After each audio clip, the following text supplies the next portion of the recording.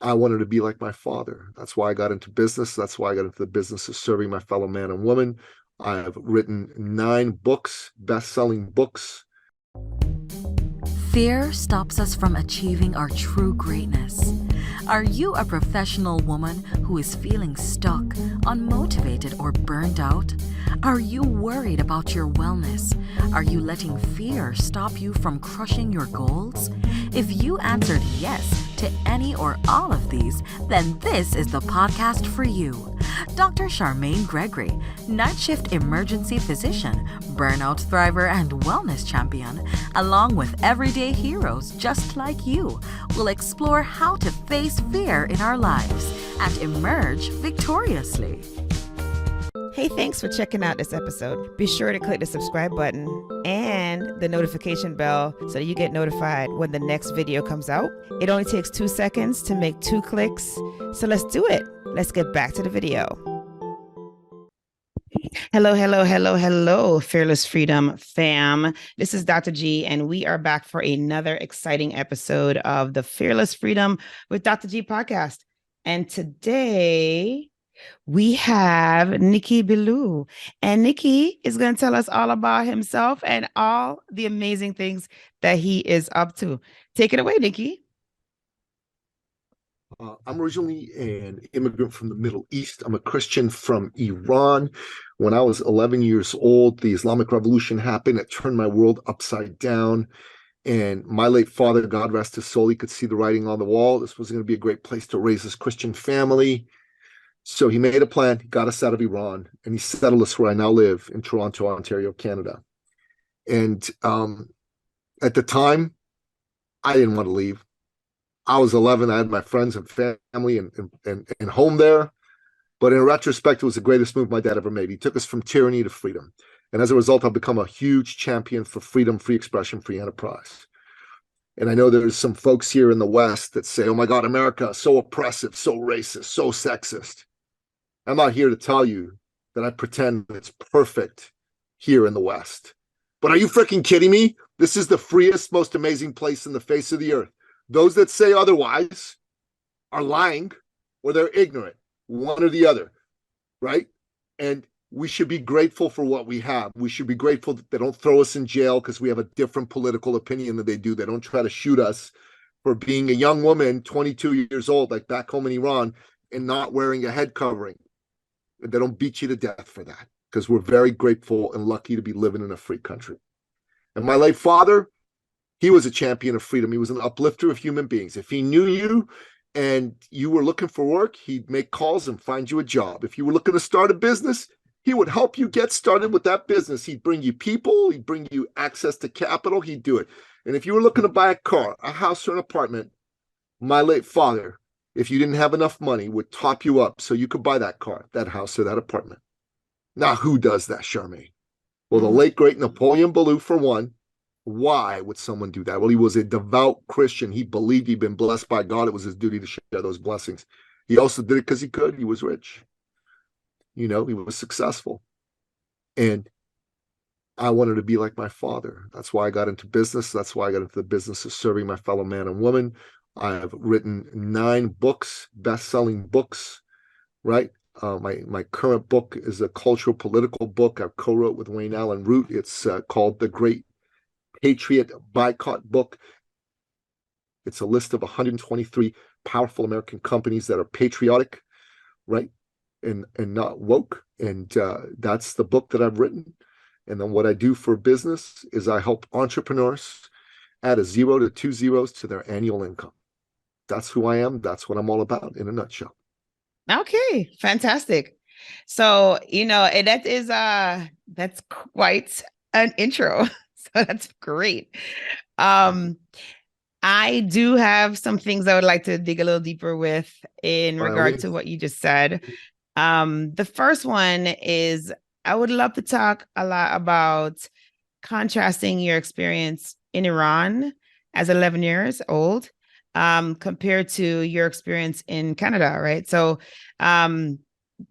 you mentioned a little bit about it, but I'm just curious what kind of fears you might have felt at that age leaving your friends and everything that you've known to go very far distance to a place that is essentially unknown.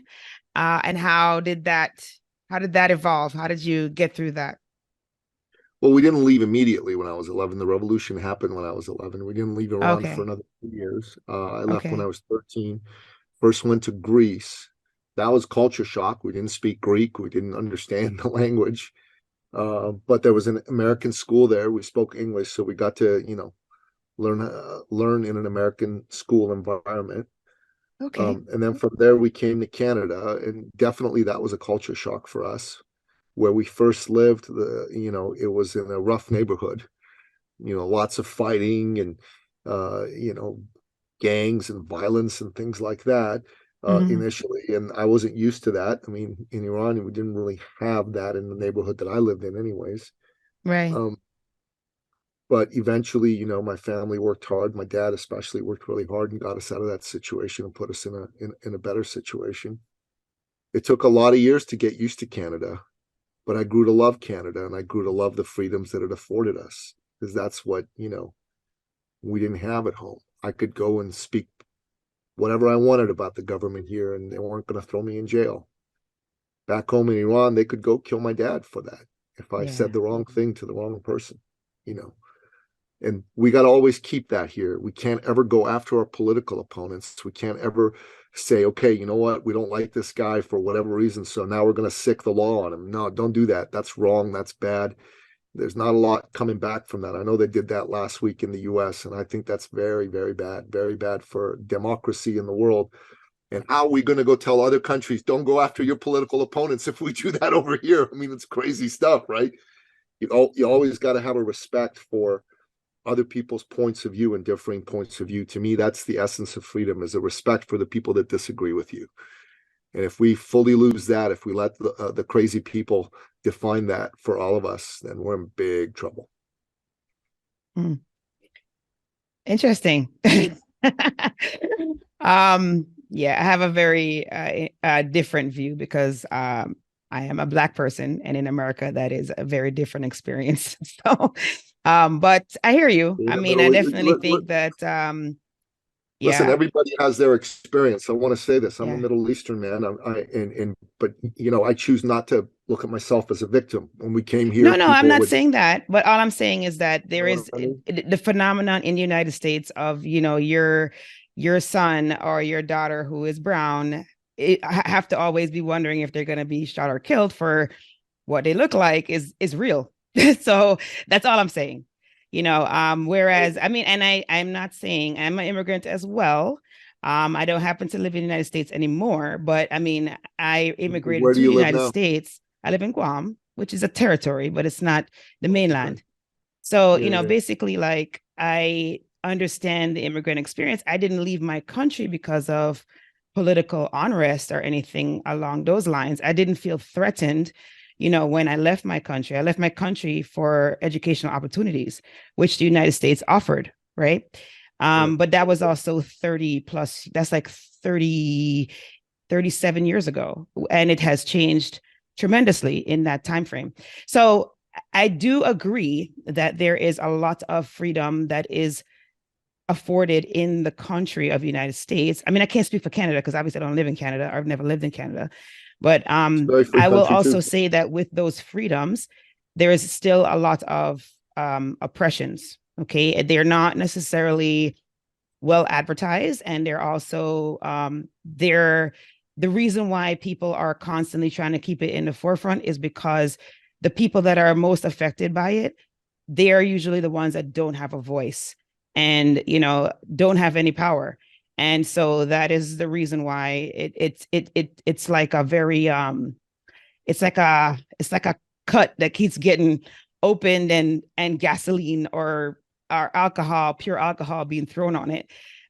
So when things happen, particularly in the political scene, that takes more power away from the people that are that are constantly oppressed. I mean, we're used to it. We've had 400 years of slavery. Like we're used to like adversity. Like that is not a new thing. Like we've been beaten, enslaved, tortured, disenfranchised for hasn't many, been many slavery in the centuries. United States since the 1860s, though, right? And the Civil Rights Act was passed in 1965, right? Okay, so I sense that you have no understanding of the African American experience in the United States, so that's well, fine. I'm not a black man. I'm a That's why I'm Middle Eastern, saying I don't expect you to. I right? don't But expect you to. all I'm What I'm saying is saying to you is I that am a student of history, though, and you said 400 years of slavery, and I want to correct you because slavery was abolished in the 1860s in the United yeah, States, but right? it So there still isn't 400 continued. years of But it slavery. still continued, even though it was quote unquote abolished. It still continues up to today. Sure. And it just And manifests itself. It doesn't manifest until the itself as 19 people being put in a plantation and made to work separated from their families, impregnated by the slave owners, and families separated as soon as the children are born. I mean, that is not physically happening, but the slavery is still continuing, and it's institutional, and it's deep rooted in the country, and which makes it actually worse. Because to me, I'd rather somebody beat me and like show me that, show me their face, like who they are, versus like you try to like disenfranchise me in other ways and oppress me from an economic standpoint, from a social standpoint. You like are constantly having to prove yourself, and basically like you can never not have to like prove yourself. Like no matter what you do, because of what you look like, you are constantly having to prove yourself. You never go to your education is never good enough. You're always questioned. You could be a Harvard honors graduate with many accolades, and you will still be assumed to be the lowest level of the persons that are in the category wherever you are. You will still be, you have people who are just jogging in their neighborhoods where they live, where they've made the money from the skill set that they have, and they are still harassed and even shot because they are the way that they look. So that never goes away. When you cannot have your child go out and you not wonder if your child is going to come back because they're wearing a hoodie, you're like, oh, they made us get shot because they're wearing a hoodie, even though they're just going to the corner store. If they cannot ride in a vehicle and not be scared to their chill to their bones when a police officer pulls them over because they want to keep their hands on the steering wheel, because if they move their hands, if they go to reach in the glove compartment for their driver's license and their registration, they could be shot. Like these are the things that African Americans have to deal with every single day, every single generation since the beginning, when they were brought from a perfectly happy place to a land where they did not ask to be and were meant to work there for hundreds of years. And then they still claim to be free, but aren't free. So there is a lot of history that isn't depicted by the fact that yes, they said they declared slavery abolished on that date, but even in Texas, 2 years later, the slaves that were in Texas still were not free. They didn't even know that even went into effect. That's why you have something called Juneteenth. So there is a huge history that is there that is not depicted. So it's a big wound that is open when you say things like that. So I just want to make you aware, because if you're not an African American, if you you and I don't are know looking at anybody, things from a different point of view, and I'm not I'm just going to say there are things you said that I can nod my head and say, yeah, that makes sense, that I've heard, and there's things you said that I just flat out think are wrong. With all due respect, this is the point about freedom, is that you can look at things from a point of view and I can look at them from a different point of view. And here's what I'm going to tell you right now is that as a Middle Eastern man who came to Canada and has lived here since 1982, I do everything in my power to look at myself as a Canadian first and not as an identity. And I think what's wrong with America today is that people are putting themselves in identity boxes and are saying, well, you don't understand my experience. And there's this victimhood Olympics saying, oh, no, my people are more victimized than your people. And I say that's wrong. that doesn't allow people to come together, because underneath our skin, we all bleed red. We're all God's children. And honestly, and for one, as somebody who had a Molotov cocktail thrown in my living room window with a note that said "Die Christian Scum" on it when I was 11 years old in Iran, which is one of the reasons why my family left. I'm telling you, like that type of thinking is what causes hatred and what causes people to kill each other. And it's what's going on in the Middle East. And I don't want to see it here. I want to see myself as a Canadian and everybody else as a Canadian, regardless of their skin color in this country. I want all Americans to see themselves as Americans. It's a great country. I'm not saying it's perfect. I'm not saying there's not people that are idiots, but I'm saying that it's more good than bad, way more good than bad, especially if you look at it from the point of view of the rest of the world. And that's what I believe with all my heart and all my soul. That's fine. We can disagree to disagree because, like I said, I'm an immigrant as well. I lived in a very different country than the United States, and I lived in the United States for 37 years. I identify myself as Jamaican because that's who I am. But I'm telling you, no matter what, whether I say I'm Jamaican or not, they still see a Black person when they see me. And so it's the same response when they see me. So that's an idealistic thought to think that we can have more good than bad. And I mean, and maybe there is more good than bad, but I'm just letting you know that within the last 10 years, the bad has really surged up and caused some very bad ripple effects. That's all I'm saying.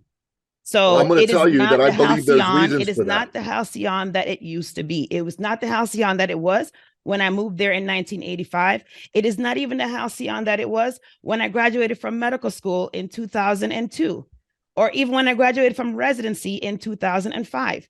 It is not that same place, is what I'm saying to you. So well, I'm going to tell you right now, I think there's reasons for that. Are claiming victim. That's not what I'm saying either. I'm not saying that people are claiming victim, and I'm also not saying that people are trying to categorize themselves. You cannot. Why would I want to be categorized in a position or in a people that are constantly being threatened? Like, why would I want that? I wouldn't want that. I have no choice in what I look like. My son has no choice in what he looks like. You see what I mean? Like, and we're not claiming victim because we are not letting that stop us from success. But I don't judge you for what you look like. And I don't. What I'm just saying to you is that is what happens. World, yeah, I'm sure it does. That is what happens, and that's why you have to live under the conditions. Where attention goes is where energy flows, and if you look for that, you're going to find it. And I'm telling you, in my world, I don't look for that, and I have friends from all kinds of backgrounds. I personally know over 10,000 people. I'm a people person. I know a lot of people. I know people who are, from Jamaica. I know a lot of people from Jamaica. I've actually spent some time in Jamaica. I love Jamaica. I think Jamaica is one of the coolest places in the world. Jerk chicken, man, at Scotchy's. Girl, that is some good stuff. That's some of my favorite food in the world right there. Scotch, but those guys, they were not honest with me when they told me how hot it was. They go, "That's moderately hot." That blew my blood. But it's moderately hot for us. And you're from the Middle East. You should be able to handle that. You guys have spicy food. It was all the way up to my lips, man. I'm from Iran. We eat hot food too. That's what I'm saying. You should be able to handle it. Yeah. Up to here, that was burning, man. It was crazy. Oh, just a little bit, man. Okay, I'll try it. Oh my God. Yeah, he was laughing at me the whole time, buddy was. But it's all right. It's all good. It was great. I loved it. It was fun stuff.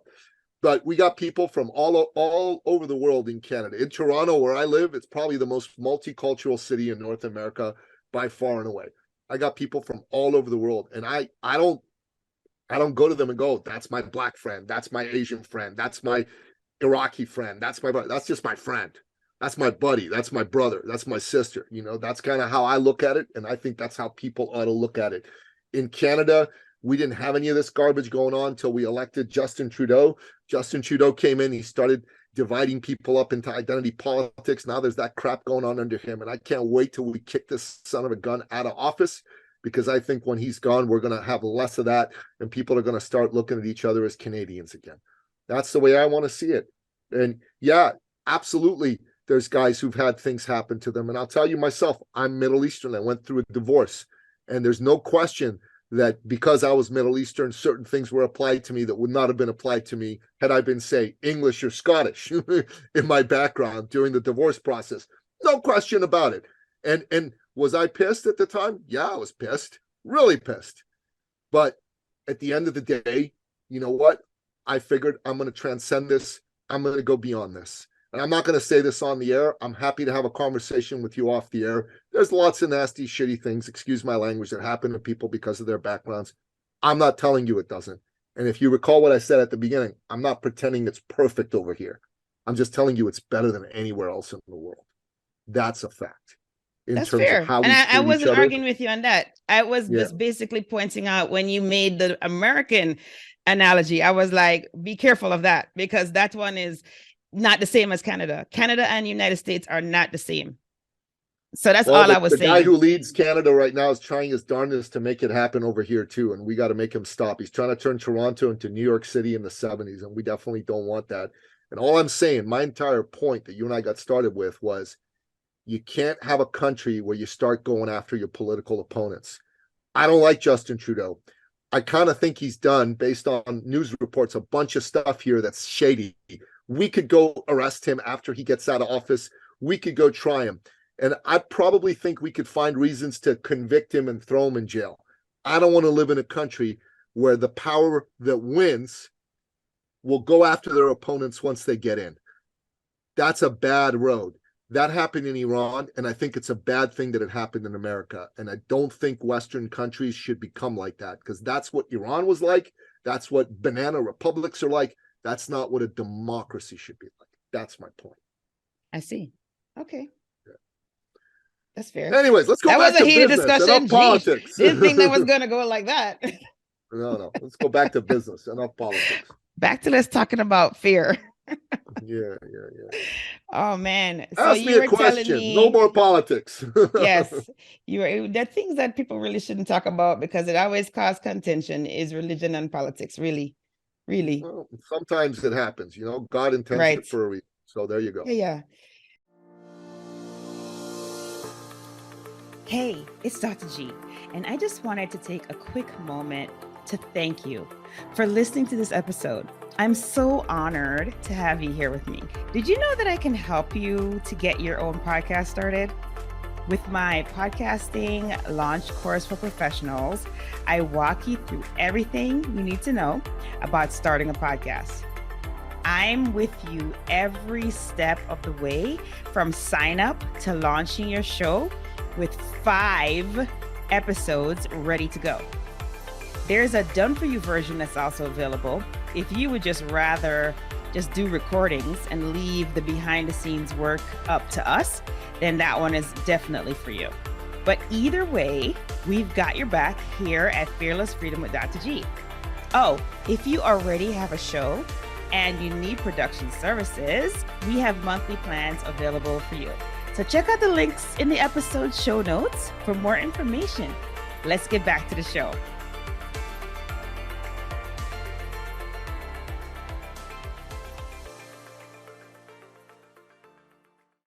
So tell me, so you were telling me we got started talking about this because we were talking about the fear that you felt when you made the transition. Yeah, it lasted for, a good half a decade. I was scared. I didn't understand the way things worked over here until I felt like I was a part of the country. I was a foreigner. I was an outsider. You know what I mean? You weren't born here. People knew you here. I went to a school full of it was in a neighborhood in Toronto.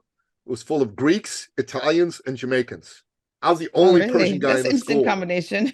Yeah, I was the only Persian guy in the whole school. 1,500 people, okay? One Persian guy, right? And I was very obviously not Canadian at the time. It was very obvious, right? All these other guys were. I was an outsider. They kind of looked at me funny. Oh, you're from Iran. That's that terrorist place, right? They would say stuff like that to my face. And, I'm like, no, I'm not a terrorist, man. My family came here to get away from all that. Oh, okay. You're fine. Took me a lot of years to get over it. And by the time it didn't happen until I was 18, 19 years old, almost 20 years old. That's when I first started to feel really comfortable being here. And like I was a part of Canada and I was a part of what was going on over here. But I came to fall in love with it. I came to fall in love with the way that people did things over here. I came to fall in love with the fact that we were free and we could say things and not get thrown in jail. My dad didn't have to tell me, Nicky, shut up. Don't go out loud and talk about the leader. Because I do that in Iran, and he'd go, son, you need to be quiet. You don't know who's listening. They could grab me and throw me in jail and kill me by tomorrow. I'm like, okay, like, damn, man. Being 11, 12, 13 years old and hearing stuff like that, that's intense. That's intense. Yes, it's very intense. Yeah. Yeah. Wow. And then, so did you, so once you became integrated, and so you're saying it took you probably till like maybe 18, 19 to 18, really 19, feel 20, like yeah. you were comfortable, like part of the society. Exactly. What was the thing that so then what propelled you down the current path? Because you mentioned that, you go into business because your dad was in business, or what was what propelled you down Honestly, that path? yeah, I wanted to be like my dad. I wanted to be someone who helped people because that's what he did. So I got into business so I could have the wherewithal to be of service to people. And I got into the helping professions. Like I was a fitness coach. I worked with 2 Olympic gold medalists. One a son of Jamaica, Donovan Bailey. Yeah. Have you heard the name Donovan Bailey before? I have, yes. Yeah. So he and I were business partners for several years. And we created a fitness program with a fellow from Guyana by the name of Mark McCoy. And we put a fitness program called Transform.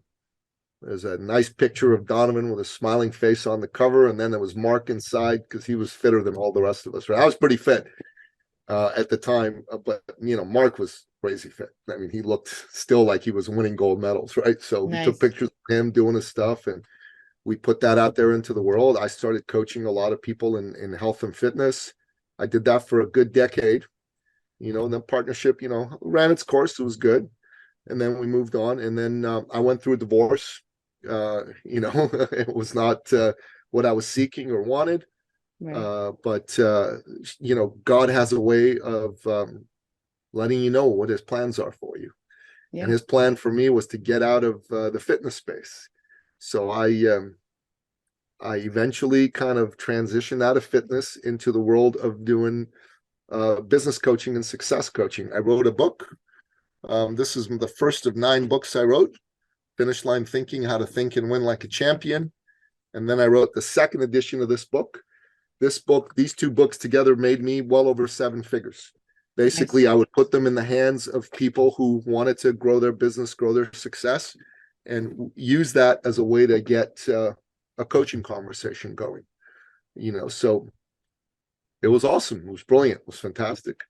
And I was really glad and thrilled to be able to do that. Once we'd done that and we'd done enough of that, I became partners with a fellow, and we started to teach thought leadership, how to be seen as the go-to expert in your space. So we taught a lot of people how to go from being, stuck in the sea of sameness to being in the oasis of differentiation. One woman that became our client was a doctor of natural medicine, and she had won the gold medal in Canada for her class that year. So she was the #1 student in the entire country in the field of natural medicine. Fantastic. And she was successful, but she was going through a hard time. Her father had brain cancer and he was dying. There was no way for him to come back from it. He had glioblastoma. It was terrible. Oh yeah. Nice man, really kind man. And to see that just eat away at him, like crushed her soul, like crushed this poor girl's soul. She was daddy's girl, you know what I mean? Just the apple of daddy's eye and all that stuff. And so she came to us saying, I want to dedicate my rest of my business career to honoring my father. That means I got to expand. I want to 10-fold my business. I do 6 figures. I want to do 7 figures. I'm like, okay. So we sat with her. What's going on? Tell us about, how it is that you want to do your business. Who do you work with? She goes, oh, I can help anyone with any health problem. That's not going to work. We got to help you do something better. So she said, okay, tell me what to do. So I'm going to show you something. This is a tool we use. It's called an IP snapshot or a pink sheet, right? So over here, we created this Venn diagram. We looked at who were the clients she'd already worked with that she'd gotten good results for, the best results. Who were the clients she enjoyed working with the most? who are the clients who paid her the best and were easiest to deal with? You know what I mean? They paid you, they didn't nickel and dime you and any of that jazz. Where all three of those came together, that's your ideal client. Pretty cool, huh? Nice little Venn diagram there. Yeah. So we figured it out for her. Her ideal client was a woman between 40 and 60, professional executive woman, married, kids, felt great about everything except one. She didn't feel beautiful or special like a beautiful woman anymore. She was mad. She was mad that she was overweight. She was mad that she was aging, and she felt like hopeless, helpless, depressed. And this lady, her message was, look, you can be getting older every year, and that's inevitable. But aging, not inevitable. And I'm like, okay, this is good. Let's go with that. And so we got a program together called Get Your Sexy Back for professional women over the age of 40. And anyways, long story short is it was a good name for a program. It's a really good name for a program. She doubled her income in her first year. Then she doubled it again in the next year. And then she doubled it again 3 years in a row. So she went from 6 figures a year to 6 figure a month run rate. Nice. Charmaine. It was nice. Great. And that's the power of being seen as a go-to authority. Not that I can do anything for anybody, but I'm going to get you sexy back if you're a professional woman over 40 to 60. That was good because, you know, a lot of women, professional women 40 to 60, a lot of them feel they're not beautiful anymore. A lot of them feel helpless, hopeless, depressed about it. And then when somebody gave them a way out of that, they loved it. They were all over it, especially with a few good success stories too. Absolutely. Yeah. No, that's great. Yeah. Definitely honing in on the audience makes a huge difference. A huge difference. Because then everything you speak to speaks directly to that person. Exactly. You understand. Yeah. So that's the sort of thing that we did. And that's what we've been doing for the last few years. We've helped, close to a couple hundred people in this process. And well over half of our clients that have done our work have added 6 to 9 figures to their annual income as a result of using this methodology. We're very grateful that God's given us the opportunity to be of service in this fashion. No, that's awesome. Yeah. So how can people reach out to you if they're interested? Well, if you put my name on any social media platform at Nicky Billou, you can pretty much find me there. But if you want to like dig a little deeper, my suggestion is go to Amazon.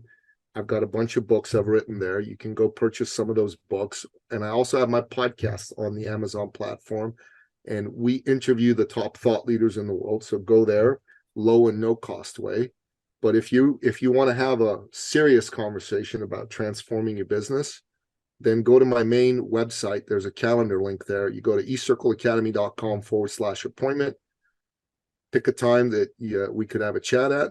Let's get on the phone. Let's talk about what you're trying to do, and we'll go from there. And then his name is spelled NICKYBILLOU. Yes, ma'am. Because people are listening, they don't necessarily can remember how to spell your last name in particular. For sure. Or they might put an I on the end of Nicky. You know what I mean? Like there's so many iterations that could happen, and then they don't find you, and then For sure. That way they know exactly where to go. I appreciate it. Thanks no worries. Thanks for that. Thanks for having me on the show, and thanks for the opportunity. Yeah, no, it's good. It's good conversation. So now we're at that point of the show where we do our tradition, and it's a fill in the blank. Are you ready for the fill in the blanks? Okay. I'm ready. Let's roll. All right, let's do it. The first one is, if I am fearless, I will get on the phone with more people. Okay. All right. The next one is, to me, fearless freedom means feeling fear and not getting stopped by it, moving forward, taking action. Okay. And then the last one is, my battle cry is. The world right now is a crazy place, crazier than maybe it's ever been, not just in the United States, but all over. And there's a lot of people that need your help. Patrick Bet-David, a fellow Iranian who does a channel called Valuetainment, said the other day that crisis breeds opportunity. When there's a lot of crises, there's a lot of people that need help. All you got to do is find out which of those crises involve the type of help you're well suited to give. Take your time to figure that out, and then put yourself out there and offer to be of service to your fellow man and woman, because there's a lot of people that are hurting right now. A ton. And help bring these people to a place of calm, help them come to a place of belief that someone cares, someone's in their corner, and be that someone for them. And you know, in the most uncommon of hours, you're going to get to the next level in life. Awesome. Well, thank you so much, Nicky, for being on the show and taking time out of your schedule to share with us, you know, have heated conversations with us. There you go. It's all good. It's all It's good. good. Yeah, Sparks make for an interesting episode. Let's put it that way. Of course. You know, this is what I don't know. I don't watch television really, but I am assuming this is what they do when they do the when Jerry they put Springer together show? these reality shows. They try to get the most conflicting like items. Like they try to breed conflict so they could have some, you know, interesting conversations, you know. But you know, the beautiful thing about having differing opinions, having heated conversations even, is that you do get to see the different perspectives of the people that are in. And if you're in a situation where you're mature enough to have a conversation where maybe you have a different opinion about something, but you still have a civil conversation, like in the end, like after all the sparks, you can still like have a conversation. I think that is a level of maturity that unfortunately a lot of people don't have, including government. So there you go. Yeah, especially government in this day and age. So there you That's go. sad. Like, if only. So yeah. It's all good. But yes, thank you again. And I hope that you have continued success. And I know that those who are listening, if you vibe with them and they want to get more of you or from you, they will go look up your books as well as reach out to you online. God bless you, Charmaine. Dr. Charmaine Gregory, shout out to you for doing this show. Shout out to you for giving a platform to folks like me to be able to share some of our messages out there. So thank you very much. Much appreciated. Thank you for joining me on this episode of Fearless Freedom with Dr. G. Again, I'm Dr. G. And if you like this episode, be sure to subscribe so that you can get notified of when the next episode is going to be. And also, I'll catch you next time. Have a great one. Be strong, be brave, and unleash your greatness.